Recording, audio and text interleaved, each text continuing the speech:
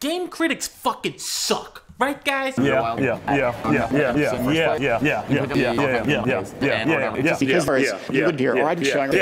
See, YouTube Comments agrees with me, and we already know that YouTube Comments is the premier location for intellectual gaming critiques harboring only the most cutting-edge scholars, such as middle schooler Connor. But what separates this guy from this guy?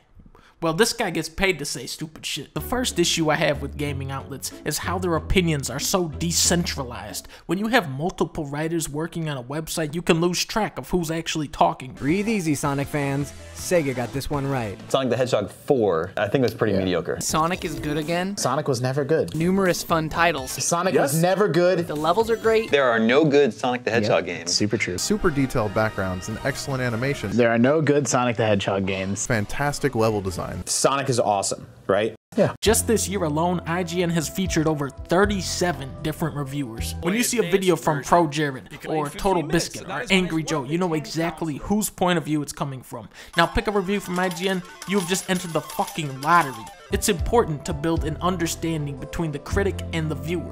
Every review you do should feel like an extension of the last until your audience understands what kind of games you respond to. It's also important to acknowledge your shortcomings as a reviewer. Mine personally is that I have no fucking patience at all. Pretty much throw any RPG at me, I'm just gonna say, nah, that's boring. But you know what's dumber than RPGs? Anime. Unless we're talking this guy, you need to get this bullshit out of my face. But you know what I hate much more than anime? Turn-based combat. For real, I despise this shit. There's like 2 games that figured out how to make it fun, but those don't count. Turn-based combat is fucking boring, tedious, and draining. It is the opposite of fun. So when I say Persona 5, a turn-based anime RPG is actually pretty fun, you should go, damn.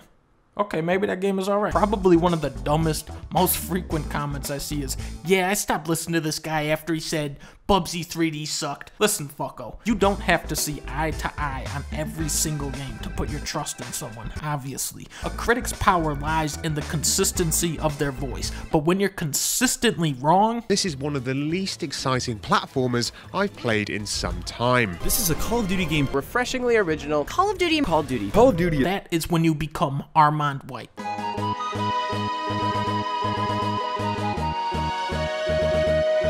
This dude is the ultimate contrarian. Both of his parents were white. His name is Armand White. So he said, nah, fuck you, I'm black. According to Armand White, everything that is good is bad and everything that is bad is good. Does this make him useless as a critic? Not at all. When Armand White tells you that Man of Steel is the godfather of superhero films and calls it his movie of the year, then you as a viewer understand. Okay, so this is the worst movie yet created. Some films transcend even Armand White though, and then you have a movie like Suicide Squad that is just such a piece of fucking shit.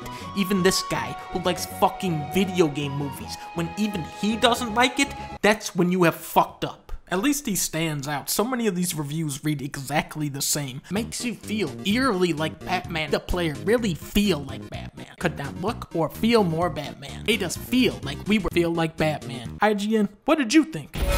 Arkham Asylum makes you feel like you're Batman. My reviews certainly aren't perfect, but at least I'm trying out here. Even after I put my stuff up, I'm still in the comments taking the discussion even further. Now, let's look at IGN's review of Super Metroid. In Metroid, you play as Metroid as a bounty hunter that shoots a dinosaur in outer space with his missile 9.5. What the fuck was the point of this? I can find all this shit on the back of the box, except there, it would probably sound exciting. The only real content in this review was the number at the end of it, which is usually restricted to a 7, 8, or a 9, all of which implied the game is good. Even something as disastrous as Mass Effect Andromeda will still get away with a 7 out of 10. I play a lot of games, and on my scale, most of this shit fucking sucks, man. Honestly. Even going back through the years, I find that only a few select games really hold up today. So when I do give a game a 3 out of 5, I'm saying, okay, this is a quality game. This is something worth your time that actually held my interest to the end credits. I feel like a lot of critics are too afraid to say something real, and I think there's a lot of factors that influence this. Gaming outlets and even YouTubers now have relationships and contacts with these companies so they can get interviews, early copies, early game footage.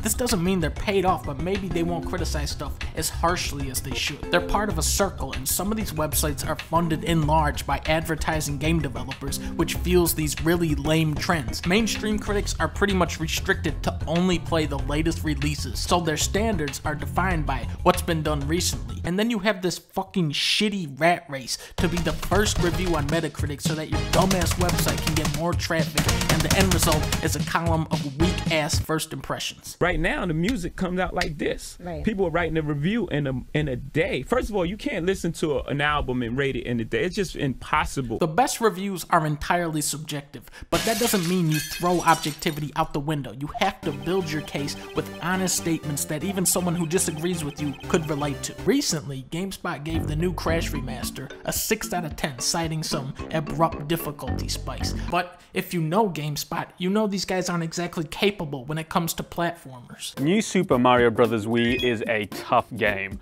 Old school tough. This will test even the most seasoned platforming veterans. New Super Mario Bros. Wii is by far the most challenging game. The game's high difficulty may initially scare off new players. But why is my opinion more valid than this guy's?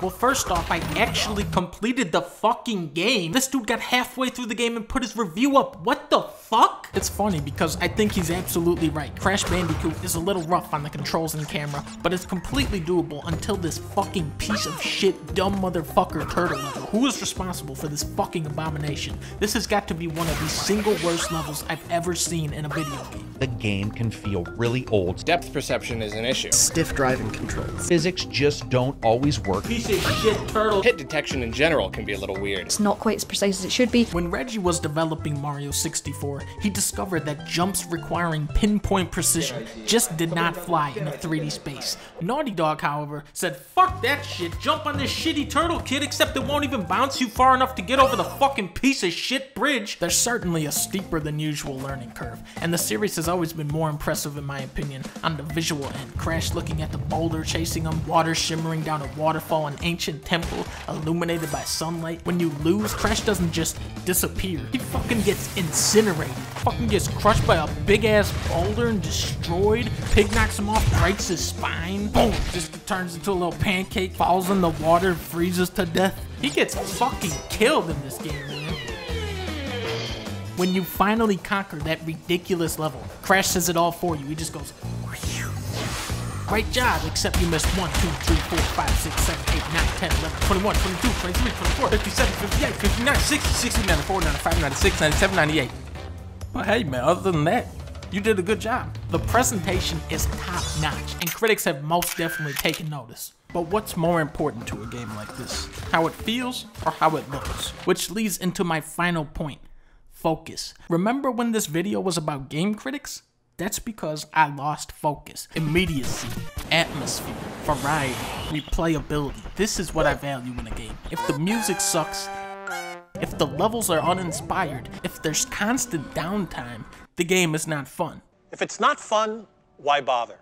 I see a lot of reviews where the language doesn't really align with the final verdict. The new Super Mario Bros. Series has often felt like a watered-down, more casual attempt. It's just a shame it doesn't push the system's visual or audio capabilities. Bit of a disappointment. Numbing, generic, bubbly music. Playing with friends is still a bit of a chaotic mess. By the time Mario U really starts to do interesting things, it's over. Damn, he fucking hates this shit.